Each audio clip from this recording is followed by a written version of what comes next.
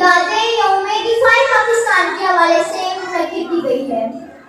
जड़ से जबर मिटाती है, जालिम को मार भगाती है। जड़ से जबर मिटाती है, जालिम को मार भगाती है। हम मौत को आंख दिखाते हैं, हम तैर से कब घबराते हैं।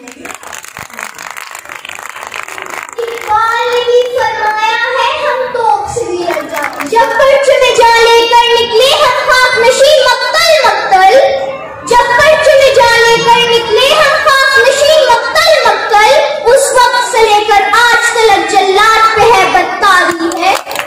इस दौर में थे दुश्मन अपने, शायद इन्हें मालूम न था, ये खाके वतन है जहाँ अपनी और जहाँ तो सबको प्यारी है।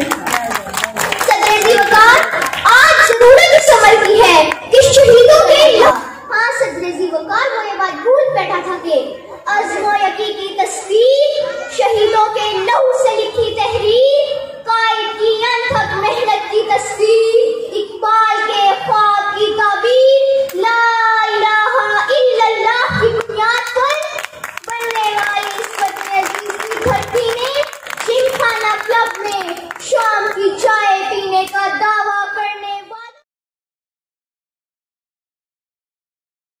Second position holder is from grade 5, Sara Kareem.